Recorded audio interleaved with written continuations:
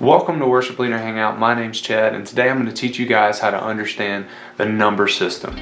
Some call this the Nashville Number System, which was created by a guy named Neil Matthews Jr. In the 1950s at some point. Well, the number system is used to denote scale degrees on which a chord is built. So you're going to use a number instead of a chord. So for example, in the key of C, the C is the 1, the D is the 2, and so on and so forth. I'm going to actually show you guys how to do this with the key of G and some other keys and a chord chart as well. I'm going to teach you how to apply this to everything that you do when it comes to music.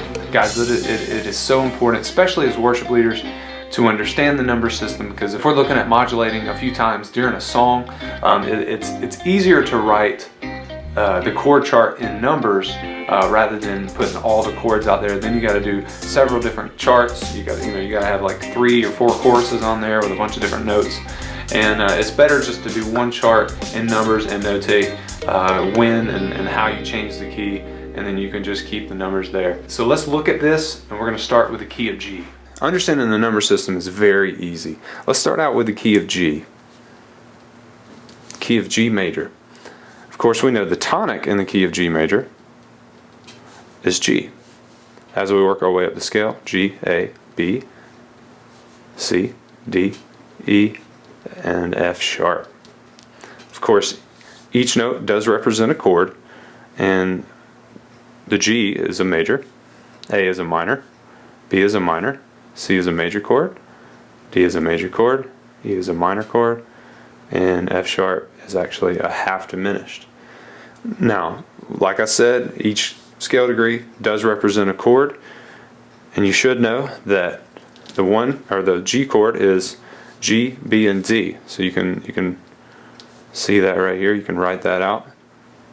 And the A is A, C, E. This is your triad. Your B is B, D, and F sharp, and so on and so forth. All I'm doing is skipping skipping a scale degree to know exactly what chord that is. So like I said, the G chord would be a G, B, and D. G, B, D, A, C, E, B, D, F sharp, and so on. G, C, E, and G. And that works for each scale degree. Now, with understanding the numbers, it is always good to know whether your number is a major chord or a minor chord. So we're going to start with the tonic. G is a 1. A would be a 2. B is a 3. And so on, just like that. So it's really this simple. Of course, your G is a 1, A is a 2. It's that simple, understanding that. So when you see on a chord chart, when you see a G, you know that G major is made, the triad is made up of G, B, and D, and that is your 1 chord. Again, we'll just repeat it just for the sake of memory. Your A, C, and E, when you see that on a chart, when you see A minor, it's going to be your 2 chords. So you always want to remember that your 1 is a major, 2 is minor, 3 is minor, 4 is major, 5 is major, 6 is minor, and 7 is diminished. Let's look at it again in another key. So our tonic this time, our key, we're going to say B. We'll just do it in the key of B. Right there, your tonic, of course, is B. And your 2 would be the C sharp. Your 3 would be the D sharp. 4 would be E, 5 would be F sharp, 6 would be G sharp, and 7 would be, can't write, A sharp.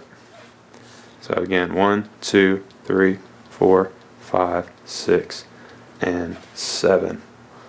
And of course, in any key, the tonic will always start with a 1. And this works for all major keys. Now let's look at a chord chart, so that way we can better understand this when looking at an actual piece of music. This is a chord chart to "O Come to the Altar" by Elevation Worship. Now we see, just as we saw before, we can use kind of this as our cheat sheet once you write this out. But we see this in the key of B, so we want to know that.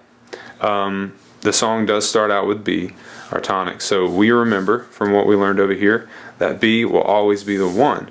So I will suggest take a piece of music like this, take a chord chart like this, to ingrain this in you and write out on the chord chart, B is 1, of course E is 4. Now when you're counting up, to know that the E is a 4, be sure to count the B as well. So when you're counting B, C sharp, D sharp, E, 1, 2, 3, and 4, so that way you don't count C sharp as the 1 and then get that confused. You'll be a number off the entire time. So I encourage you to take a chord chart and continue writing these out. B is 1, E is your 4 again, the G sharp minor, remember that's the 6 right there, okay, E is your 4, 1, and write this out so that way you start to ingrain it in your mind. So every time you see a B and an E and the key is in B, you know that the B is a 1, E is a 4, of course G sharp is a 6, G sharp minor, and then where's C sharp?